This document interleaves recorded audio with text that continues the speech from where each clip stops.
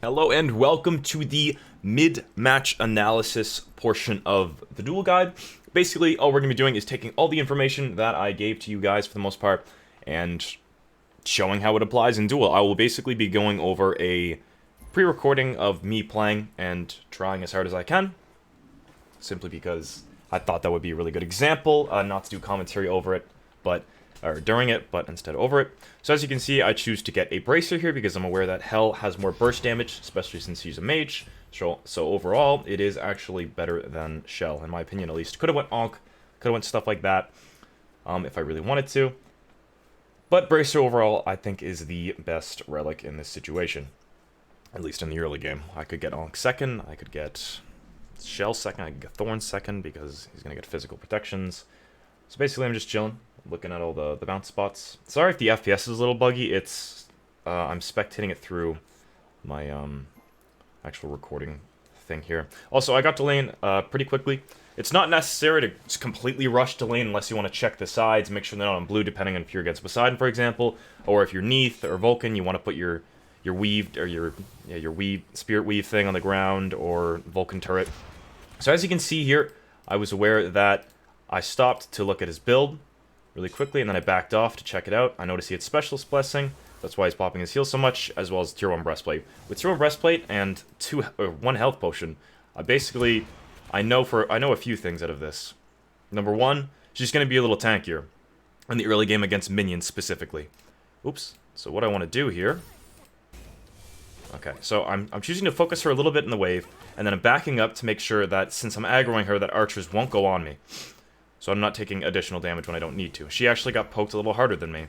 I choose not to brace her because it's not too much damage. I auto one archer here because I understand that when I auto it and I go to land, basically it's going to insta-kill that archer, and my archers are still alive, so I can hit 1 or 2 and then go straight forward. Actually, my archers were dead, so I think that's why I chose to continue that. I lined up the bounce there since I was aware of her positioning. I tried to time the auto on the Shell. Fortunately, I mistimed it a tiny bit. Not even sure if that would have actually killed. Probably wasn't worth the actual damage I took there, because now she might actually be able to out-sustain me if I'm not careful. So basically, a trick I do right here... I tried to basically bait her out to use an ability, because I seemed out of position with my jump. But I went for an auto, straight into the jump, and I was going to land, auto attack while she switched stances, cancel into my 1, and it would have actually been enough burst to kill her. Now she's going to focus me instead of the wave, so I'm going to back up a bit here. Okay.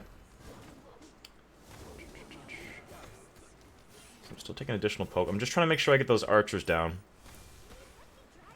I'm noticing at this point that her mana is actually suffering quite a bit, although she has more mana than health sustain. She doesn't actually have a ton of mana to work with, because she is Hell and she costs a lot of abilities. I thought you would try and juke there, so I aimed a tiny bit to the left, but you walked in a straight line. So now I'm really aware that her mana's sort of lacking, so I'm allowing her to just hit the minions. And I'm choosing to just focus the wave, because maybe I can get some pressure onto red from it. Instead, I end up jumping in, because I'm aware she's out of position, get as much poke as I can. I ult, try and get 1 auto off, saves she's from range. Now this, not really necessary, but I did try and go for a Bracer for enough mana. Because I could have gone for it regardless, because I know I'm going to out-sustain her here, and I might as well use the Bracer if there's a chance for a first blood opportunity, and then I could just choose not to really fight with until my Bracer's like really up, if I really want to. Also, I'm actually autoing these first 3 archers to make sure that I'm getting the XP, and my wave actually ends up clearing a bit of that, because if I don't do that, and then I just clear this red buff and immediately back, I'm probably going to lose, since the front archers are going to be damaged from that wave, I'm probably going to lose them to that tower by the time I get back here. Now, there's a chance I'm going to lose some of these archers, but that's less minions in general. I might as well tag those creeps if I know I have enough time to do so. So I'm jumping back. I notice he has second tier defense. Okay. So moving back up. As you can see, it's only like a little over a minute, and my Bracer's back up. So using it early on, even though that was a more specific situation, I was aware she was probably going to go for an ability there, so I decided to jump on, kill 1 archer in between, and then just go for straight poke, because I know I can out-damage her here. But yeah, using your active early on, especially things like Bracer, very important. Now this This is an example of a fake back. I don't know if that's what I'd call it, but this is a trick I do literally all of the time. You guys see me do it. So basically, is I keep myself at a position, and I make them think that I'm going a certain way, and as you can see, I'm tapping my W key to make sure my positioning is back a little bit. The second I hear the sound cue for him to throw an ability, I jump. And I can turn on him. I know that we're far enough ahead, level 6, that these archers aren't going to be that much of a problem, and she's out of position because I baited her forward into thinking she was safe. It's a bait that you can see. You watch any of my videos, I do it all of the time. It's one of my most frequently used baits. It's a really simple one. It's pretending to back off. All that shenanigans. So now, I leave her with sort of like an ultimatum here. She can either... If she had boots, she would get here a little faster, right? But basically, I cleared the wave first instead of going straight to the blue, so that I was able to make her lose some XP on that wave, and she has to choose to either go towards me, up here, or go straight to the wave and not miss any XP. She chooses to go straight for the wave, knowing that the blue is down, and not chase me. I could have baited her to try and chase me back, make her lose even more XP. I back off, and I have Transcendence now, do a little 360, and my bracer's going to be up very shortly. So far, so good. Checking to see where she is right now, in case she decided to actually try and get my blue off of that rotation. Try and get as many stacks as possible here. Could have done a little better on it, though. Missed one.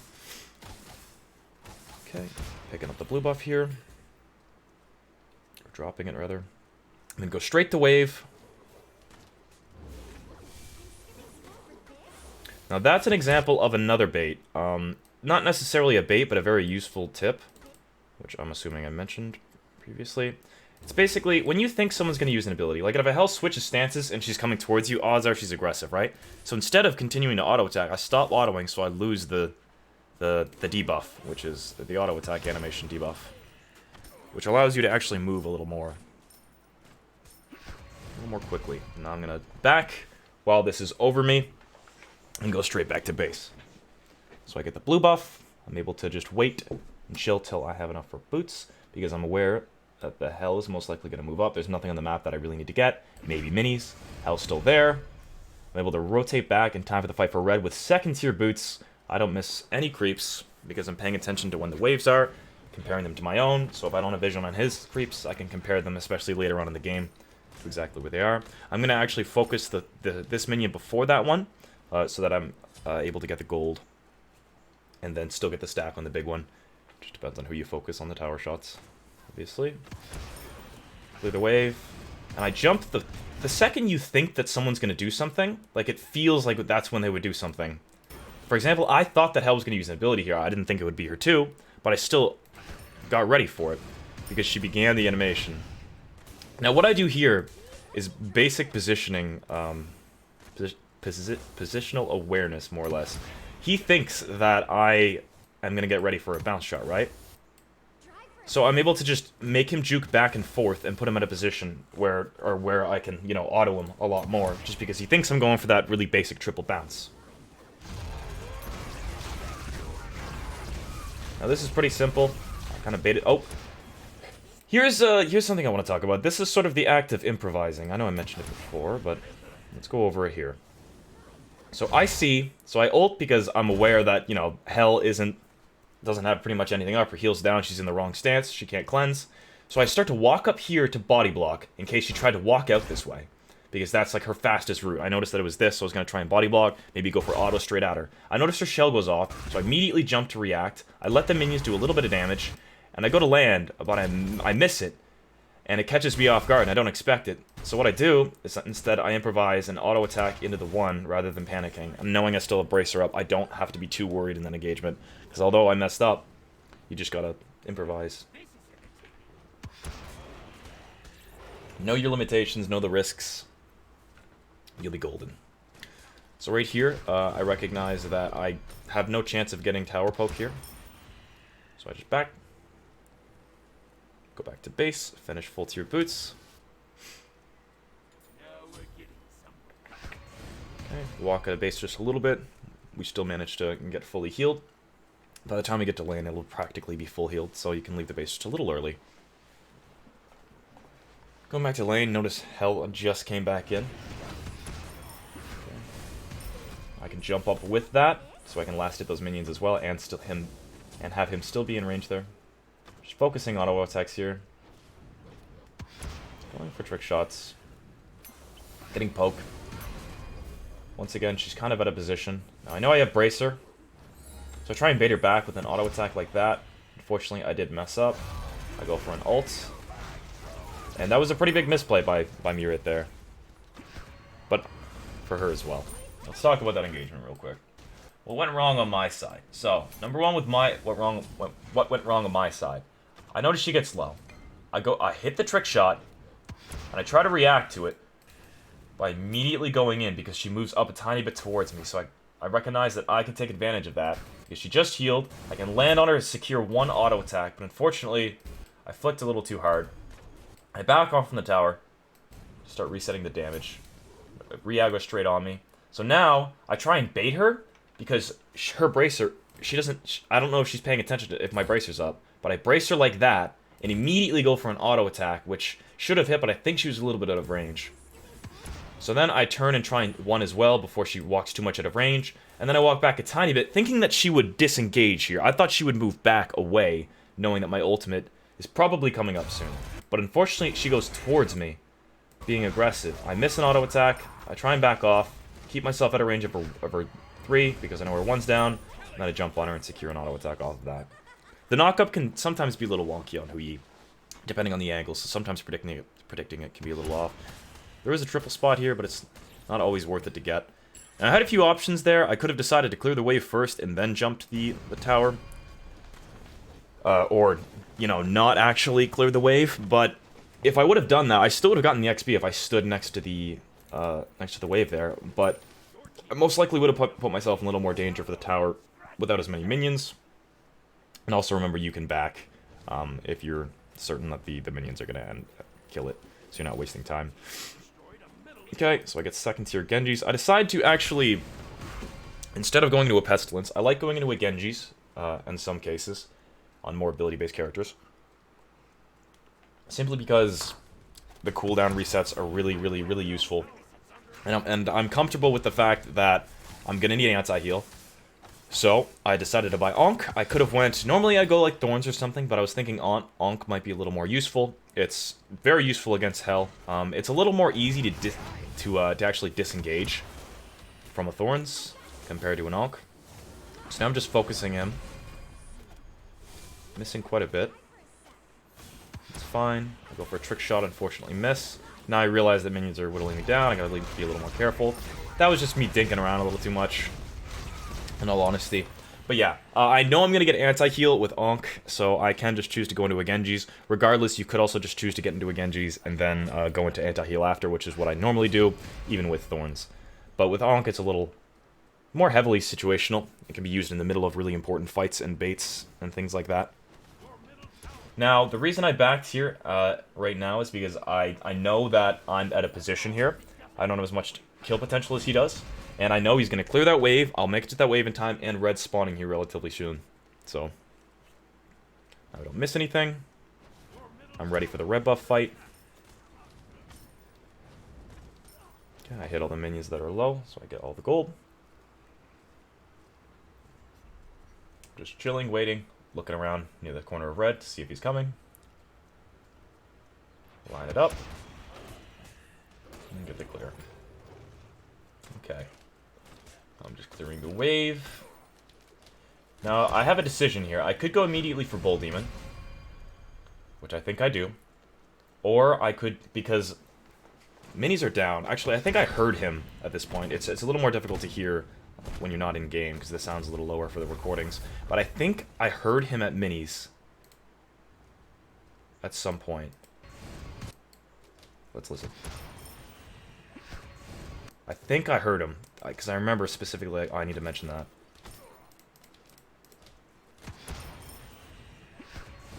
I think I heard him do minis, and that's why I looked at it like this.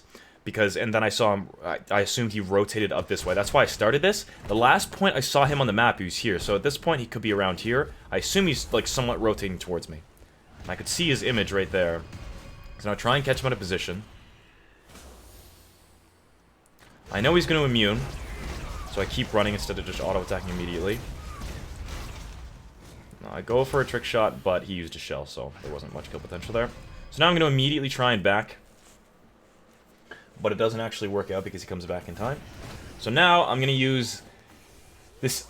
I should have backed off a little further back, but either way, I think he was still going to catch me, and I would have had to do this regardless. So basically, I used the whole pressure of me being in some corners to make him back off a little bit, so I could escape if I really wanted to. Now I stop him. I go back to base. Unfortunately, this makes it so I'm not going to be able to get his blue buff, so I decided to take the fight. Probably not the best fight to take, but I still have bracer and stuff. I had a decent trick shot. I'm going to onk before his heal goes off. And make sure I can secure the kill. Now, right now, I think I actually end up deciding to do his blue buff here.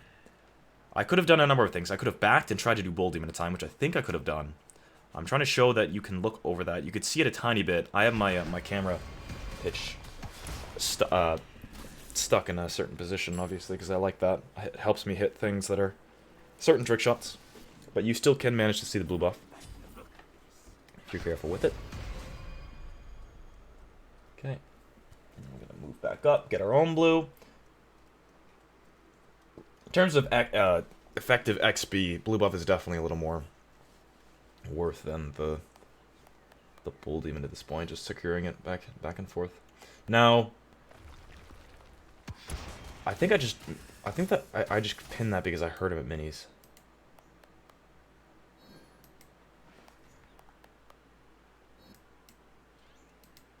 Second here, sorry.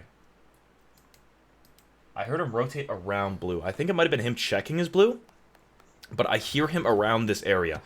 There's very loud sound cues. It's really difficult for me to give an example of because the recording sound is a little lower. But when I'm in game, you can easily hear when a character changes stances or something like that, or does like a sound cue. A lot of them are like that. Just lining up for a trick shot. Make sure I keep the pressure on him. Let Archers kill him and go straight to Bull Demon. So now I'm just gonna finish up the Bull Demon. I was confused as to why the minis were up because I heard him around that area. I think he was just checking his blue now that I think about it though. I think he went around this way. That's where I heard him right here. So I'm just doing the Bull Demon. Knocking the trick shot up. Remember, when the Bull Demon dies, it can still use a special move. Now decide, instead of just going up and trying to clear the wave and then go for red, I'm going to back, get my Etsy heal online, and then immediately go for that red buff so that I can just go straight for the push rather than getting red and then backing and wasting my... Actually, I'm not even picking up red, but I'm just making sure I get the XP. Either way. Even if you're not picking up red, just trying to get every buff is very important. Baiting him to back off. Okay, I'm just going to drop red. Now I'm going to push up and go for his Phoenix. So I'm aware he has Shell, I'm aware he has Aegis.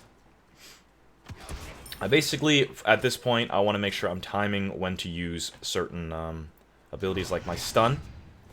Like if he's in his dark stance, I should be going for ult combos. I'm just kind of throwing out abilities. I decide to jump as one. It's a very loud sound cue, and you can very easily tell the start of the animation when Hell's going to use an ability. So for right now, I could tell Hell has a lot of sound cues, so when she switches stances, you can't even hear it, it's that bad. But she as soon as she comes near me, I know all of her stuff's down in her heal, she switches stances, and I immediately throw down my ult, because I know he's in the wrong stance to defend him, and he has no CC to actually do anything about it. But I turned so quickly that I wasn't able to actually hit my one in time. But that was the idea, was just because I knew he was in dark stance. The knowledge of the character. To the point where I knew I could go for the ult stun there. I could at least try. I just want to keep pressuring this lead. So now I'm just baiting him back. I realize that there's no kill potential. He's going to be under his Phoenix, or under his Fountain. So I'm backing off, making sure I get all that XP. Now he's going to go for me near his blue buff. I wanted to try and stay long enough to try and get that blue. I try and fight him a little bit here, but Hell's able to outpoke me a little more easily. I go for a trick shot for some reason. So now I realize I just have to get out, so I just jump. Now Hell can do a few things here. She decides to try and chase me a tiny bit when she could have done her blue buff, but she needs to get that wave as well and soak up as much experience as possible. Hell's build, not very good. She's going Soul Reaver and stuff. But for now, we're just focusing on anti-heal. We're going to go into Crusher next for that extra DPS. Get some more auto attack damage. Probably finish off the build with...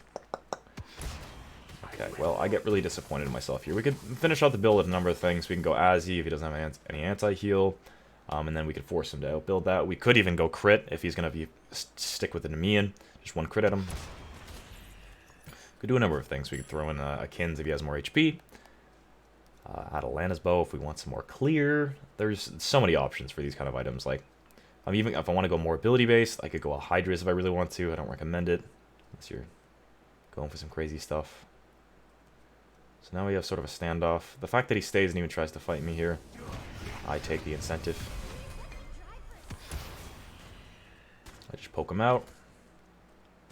He goes straight away because he understands that I have my ult and he needs to get away immediately. So we clear the wave, and I know that the fire wave is gonna push up. So I'm just trying to bait up this hell here, get her out of the fountain.